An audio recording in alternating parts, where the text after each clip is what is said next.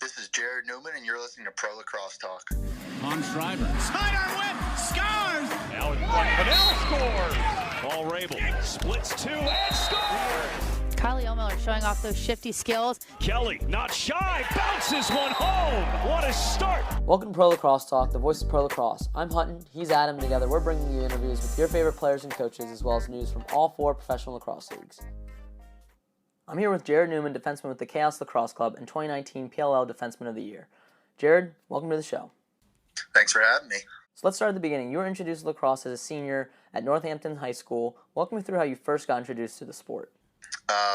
So Matt Striebel, who was recently inducted into the National Lacrosse Hall of Fame this weekend, was hired as the head coach of my school's lacrosse program. And I had good friends who played lacrosse. I had never touched a stick or seen a game. And senior spring, I had nothing to do, and I was walking through the parking lot one day, and Matt convinced me to come try out for the team. So that's how this whole journey started. So you just mentioned how you attended Matt Striebel's Hall of Fame induction ceremony. What was it like seeing the player who got you in lacrosse receive such a high honor and to see everything kind of come full circle for you? It was great to hear his colleagues and teammates and friends talk about him in such a high way. The respect that he got from everyone on and off the field, and the love that he got, says more about him as a person than even a player. I mean, it's obviously he was inducted as a truly great lacrosse player, and by many considered one of the best to ever play. But to hear how people thought of him outside of the game and how they say he was the greatest person ever and how much they cared for him, to know I learned from a mentor like that is it's remarkable. That's incredible. And, you only had a year under your belt, but, Providence College took a chance on you. And you first started, you kind of spoke of how you didn't fully love lacrosse, at least not yet. What helped you fall in love with the sport even more during your time at Providence? And, how were you able to make such the big jump from high school to college? Yeah, I can't thank Coach Gabrielli enough at Providence for taking a chance on me. And it worked out in the end, obviously, for both of us. But, what made me fall in love with lacrosse was the community. It's a large community, but it seems very small. Mm-hmm. Right? There's tons of lacrosse players, but everyone knows who everyone is, and everyone's willing to help in any way they can.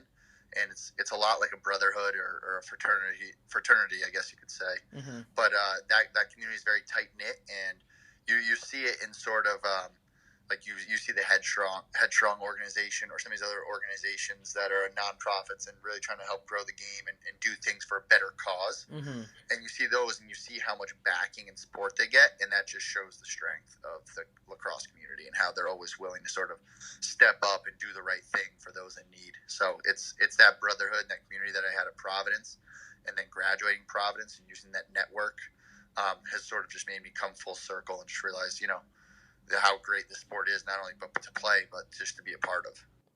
Yeah, and it's amazing too, just how much you made the jump, because you joined the PLL this year as a member of the Chaos, and you had a background in basketball prior to that. Though, do you think your basketball background kind of helped you make that jump a little bit more smoothly into lacrosse? Absolutely. In my opinion, I think multi-sport athletes are the best athletes on the planet. If you look at anyone who was widely regarded as the greatest athlete of all time, they were all multi-sport athletes. Mm-hmm. You look at the Bo Jacksons, the Michael Jordans, the LeBron James, the Allen Iversons. These guys were either pound for pound considered some of the best players in their respective sport, or just outright considered the best athlete to ever play. They played multiple sports, and some of them played multiple professional sports. I think the crossover between basketball and lacrosse is great, but I think that multi-sport sort of athlete brings in more aspects of other sports and games into it. So, you see, football, you see basketball footwork and schemes, you see hand-eye coordination of baseball. You just, when you wrap it all up, lacrosse is a culmination of so many sports and different attributes that I think it's crazy to focus on just one sport as a younger player. Mm-hmm. I think to sort of, play all the sports and learn these different things and techniques will help help you in the long run when you get to that, later middle school or high school days, and you say, hey, this is the sport I want to play. This is the sport I want to focus on.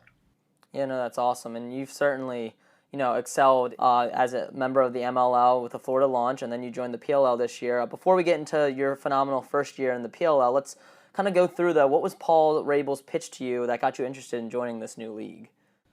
So I didn't really get the opportunity to interact with Paul. I actually had Mr. the Tom Striebel reach out to me as a player ambassador, and Tom was a phenomenal ambassador of the league, and to hear how much he believed in it, and I mean, Tom at the time and still is considered by some to be the greatest player on planet Earth right now. Mm-hmm.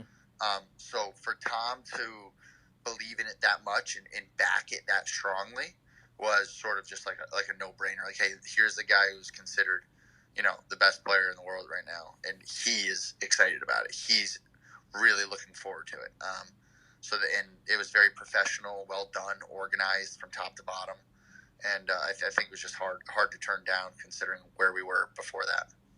Yeah, no, definitely. And, you joined the Chaos, and you immediately lit it up, with your Chaos teammates. You're a member of the team's self-proclaimed bomb squad. Not only that, but you won the fastest shot competition with 115 miles per hour. Did you take your game to another level when you joined this league, or do you think your skill set was always there, just the PLO gave you the platform to kind of showcase a skill set you already had? I would say it's a little bit of both. I think that skill set was well in the making.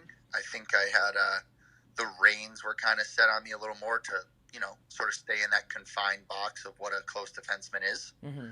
And I think the PLL and Andy Towers just sort of embraced my game and said, we see you do these things in practice. We see you have these glimpses. Like, you got to trust yourself, and you got to play the way you want. And I think my natural game is a fast paced style. Mm-hmm. So if you look at any game film, right, as soon as you hear save, I think I'm by far the first one up the field. Mm-hmm. Yep. So it's just sort of came naturally, and by no means was this sort of just like, I had this skill set forever. I get a lot of DMs and questions, and kids like, oh, how do you do this? How do you do that? Like, oh, I want to shoot like you, or I want to be able to push transition like you, and it's like, kids don't realize, like, yes, I started a short time ago, but that doesn't mean I didn't put in the work to catch up, right? Mm-hmm, like, absolutely. I didn't go from learning how to catch the next day going and shooting, 16-yard shots. Mm-hmm. Like, it didn't work like that, right? Like, I figured out how to catch. I figured out how to throw overhand. I figured out how to throw sidearm. I figured out how to throw underhand, right? Then I've taught myself how to shoot, right? I would go to practices with our offense at Providence. Mm-hmm. When I graduated, I would go to offensive practices when I was the GA to get shooting tips from our O coach, right? Like, I would learn how to shoot. I learned how to shoot properly, right? I learned how to shoot overhand. I didn't go out there and just start trying to shoot low to high, right? Mm-hmm. Like, I learned the basics, learned the fundamentals, and I mastered them, and then I went from there. And I think that is what kids need to understand. There's no secret recipe to sort of doing what I do. It's just a matter of, are you willing to put in the work? Yeah, no, that's some great advice for some young kids out there. And you certainly did put in the work. You finished season as Defensive Player of the Year in the PLL, 6 caused turnovers, 16 ground balls, and 10 points off of 5 2-point goals, where you really made a name for yourself. What was it like playing for the Chaos in this inaugural season, and what excites you the most about returning for next season? Yeah, it's been fantastic playing for the Chaos. Coach Andy Towers, Coach Panetta, Coach Curtis, they've been great. They embrace everyone. They manage personalities pretty well. And the best thing that I think going forward for next season is that I don't even think teams got to see our final form. Mm-hmm. We had guys that were just getting healthy from box or couldn't make it for other reasons. And, those guys will be there next year. And to be able to finally come full circle and have that final form that we were sort of hoping to have will be exciting. And the new guys coming into the league, that's going to be a great opportunity for them, and it's just going to make the competition even stiffer. Mm-hmm. And I think that will push players to keep developing their game and keep getting better. And I think that's the key to all of this, right? The guys that are in this league are guys that have won more awards than anyone, but have never gotten complacent. And I think that's why the level of play in the PLL is higher than you've ever seen it before. Yep, no, absolutely. And you, like you mentioned too, you played with a lot of those guys recently in the Fall Classic. You had another long-range goal from there. It was only 1 point because there is no 2-point goals in those rules. But what was that experience like playing with a lot of your fellow PLL players? I mean, that was awesome. It was, I think, no matter what you do growing up, I think as an athlete, every kid has a dream or aspiration, sort of, wears country on his chest. I think that's a goal just about for every athlete to, compete in the Olympics and wear that USA on the front or back. And that was a goal of mine as a young kid, not in the sport of lacrosse by any means, but just to make that Olympic team and sort of to get on Team USA for the Fall Classic was an honor, and to play with guys that I normally go against was really nice because I know how difficult it is to guard some of these guys and play against them. So to have them on my team was awesome. I learned my lesson from the Canada game, I guess you could say. The next day, I tried to make a difficult skip pass instead of shooting the ball, and I had a pretty good opportunity. So day 2, I guess you could say I figured that one out.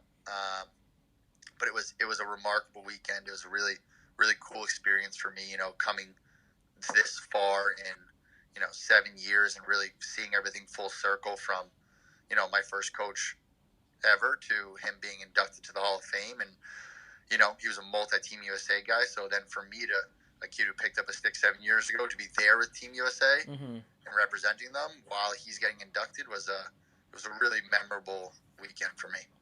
Yeah, no, that must have been incredible, to see everything, like you said, come full circle. And what is something, you were given the chance to play lacrosse, thanks in large part because someone was willing to give you the equipment necessary, for free. And now that you've seen that impact, like an act like that can make on you, what do you think is something that the lacrosse community really needs to continue to do or do a better job with to kind of, get more young Jarrod Neumanns playing this sport? Yeah, so I mean, I've been thinking about this for a while, especially after the season. So I'm actually in the works of something to sort of, help get the game out and help get the game more accessible. I'll be reaching out to a lot of the programs that obviously you guys will probably know about that help, underprivileged kids get a stick and the opportunity to go play. And I think that what's really, is special, again, like I mentioned before, is the lacrosse community, right? If you give these kids the opportunity to play lacrosse, whether it's Division 1, 2, 3, or club, right? You're bringing them into a community that supports them, and these kids will then have the chance to make something of themselves, right, other than just a pro lacrosse player. Whereas you look at these kids that have basketball dreams or football dreams, right? There's so many kids that play basketball and football, and if they don't make it, it's sort of just like attrition. Like if they don't make it, they go back to doing whatever they do. But the lacrosse community is so strong and well connected in jobs and, finance and Wall Street and places like that. Like these kids can go to a college, get an education if they have the chance to play pro after they do. But if they don't, right, they can lean on a lacrosse community to help better themselves from the position they were before. And I'm sort of looking to do something like that and try to, expand the game and get the word out and help those kids out in any way that I can, because the opportunity is bigger than just the pro game. It gives them a chance to, better their life in general and become a better person and learn from people like Matt Striebel and these other people who have success on and off the field. So keep your eyes posted, right? Keep your ears to the ground. I'm working on something with that now, but I'm excited about it. That's awesome. We're definitely, looking forward to it, and feel free to let us know when you're ready to push that out. We'll help you with that, because I think that's important. We always talk about growing the game, but it's important to actually latch on to some tangible ways to do that, and I think I'm excited to see what you have in store. Great. Yeah, that's awesome. Thank you for that. Now we're going to go to a quick break, hear a word from our sponsor, and then we'll get back into the action.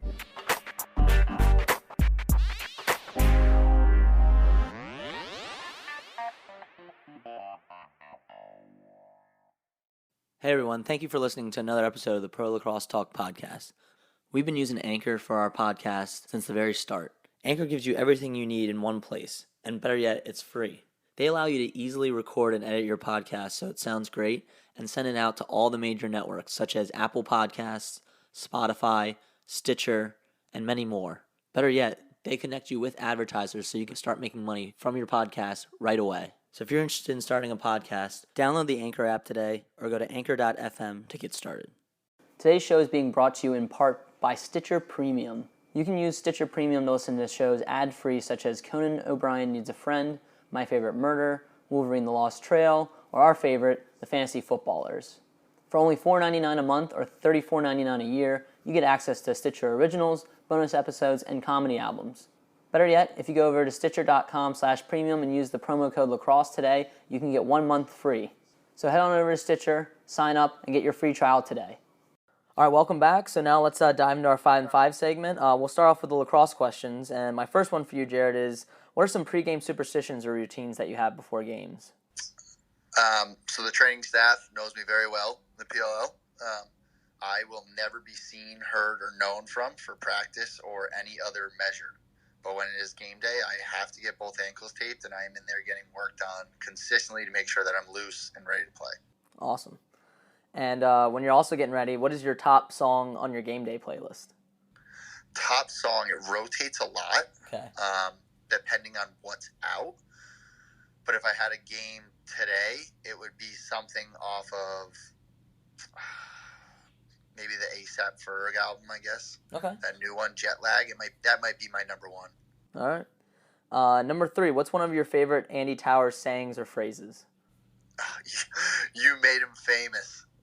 That's that was a great one. I can't believe you said that, but it's fitting, and it's every time I hear it or think about it, it cracks me up. No, yeah, he had a lot of good one-liners. That was definitely up there on one of my favorites too. I think having the coaches and the players mic'd up, it might be one of the best things they've done. I mean, obviously you kind of went viral with you should have slid thing. So that was also a fun one, from you that I enjoyed. So more mic'd up players and coaches next year, PLL. Yes, listening to this. yes. Number 4, what is your current lacrosse stick setup in terms of shaft, head, and stringing? I know you're an Epic athlete, so how's it been being sponsored by Epic as well? Oh, I mean, Epic is great from the top down. James does a great job, and Brian do a great job of making sure their athletes get, custom fitted gear to their game. So I use the Dragonfly Pro Stock that's specifically designed for me as a shaft. It has a certain weight, a certain flex, a certain bend to it. Everyone's different. Some people want the super light shaft that they don't care if they break 20 a year because that's what they want to use. And some need, a little more resistance, but then still the bend. So I have a custom shaft that gives me that bend and that snap when I shoot, but can hold up to that firm cross check on the corner. So that's my shaft. I use a Dragonfly 10th generation Pro Stock. And then the head, I actually use the Prequel. Okay. Again, Pro Stock. So I use a Prequel that's made, or they string them or get them dyed, and they're all sent to me. As you see, I've had an array of colored heads to match my sticks. And that's strung by a good friend of mine at Providence still. He strings them up for me, but they do a great job of getting me all that stuff and getting it to me quickly and when I need it. And same thing with, gloves and elbows too. Custom colored gloves and elbows with logos on it. And altogether, it's a great company to be sponsored by. And I look forward to working with them going down the road. Yeah, no, they're doing a lot of big things, and they really weren't prominent, when I played. I played, graduated in 2016 and in college, and, I just had started to hear about them, but now they're really coming on the scene, and obviously their partnership with the PLL seems to be doing big things, and, with athletes like you and, Matt Rambo and Jules Henningberg, I think they're in the right direction. And we spoke to James actually a little bit. We ran a fantasy lacrosse pick'em league during the PLL playoffs. I saw that, yes. Yeah, and so he gave away the All-Star gloves. So we always appreciate we appreciated that from him, and we love seeing what they're coming up with, and looking forward to the new gear that they're coming up with. Hopefully this fall and going on. That Rainbow All-Star shaft of mine was a big hit, I guess you could say. Yeah, no, for sure. And obviously hitting the fastest shot with 115 miles per hour certainly helps that as well, I'm sure. In popularity. But I'm sure the speed doesn't come with the shaft, guys. We don't want a disclaimer there. You still got to put in the work, right? You don't know. You don't know. Yeah, you're right. With the shaft, not me. Yeah. Number 5, what has been your favorite venue to play lacrosse at? Obviously, with the PLL, you guys traveled to a bunch of different ones this year, but is there one that really sticks out in your mind throughout your career? Yeah, so there's 2, and for different reasons. So, one, I thought that the All-Star Game venue in LA was fantastic. I mean, it was beautiful. The grass was amazing. The locker rooms were awesome. The fans were great.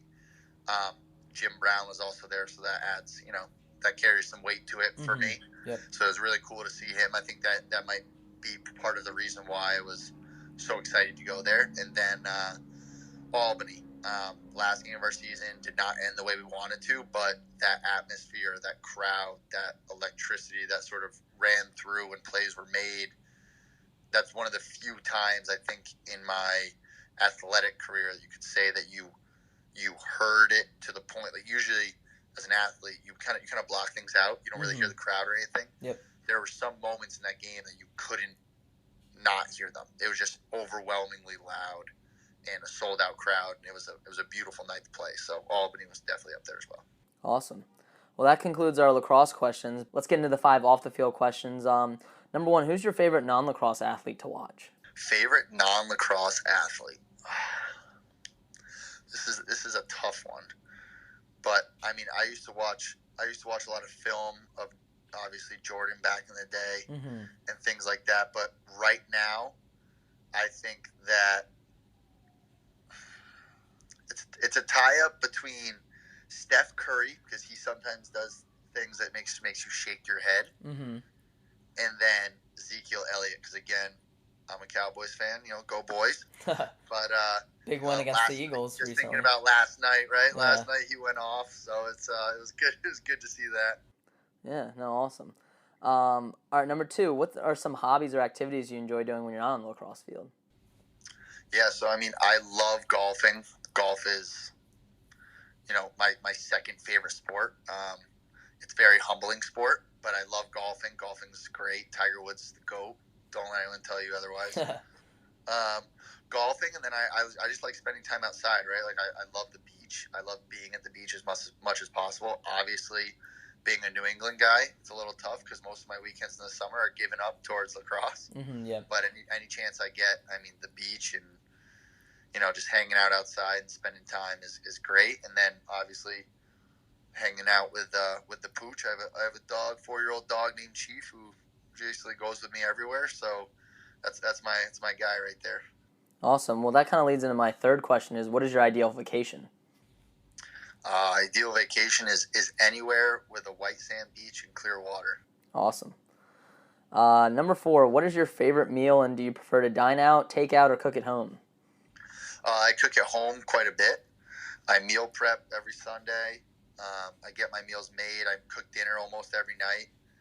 And my favorite meal is actually coming up. My mom's stuffing on Thanksgiving is world renowned.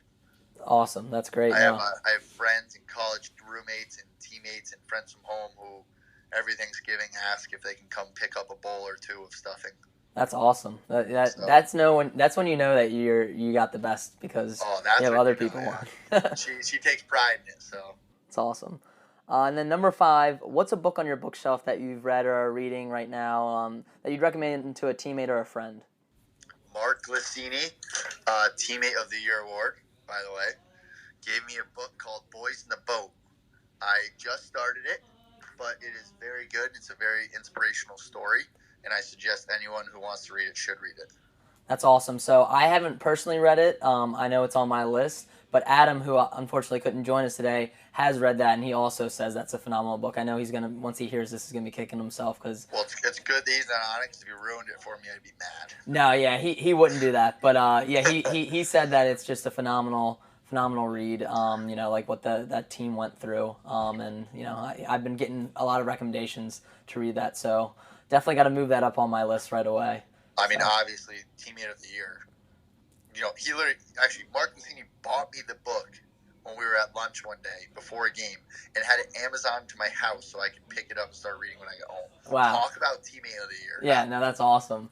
Yeah, I mean, and talk about him, too, what he's been able to do on the field. I mean, he's just putting his body on the line. We're definitely going to have him on. I got to see it at USA this weekend. The kid did like a somersault in front of the goal just trying to get hit by the ball. It's like, oh my god. It's like he has a death wish or something. But he's there. He'll literally sacrifice his body. That's for sure. That's a real teammate. But Final question then for you, not related to 5 and 5, but we usually ask our guests this as a final one to wrap up the show. But what is some advice that you have for a young player looking to one day play lacrosse professionally?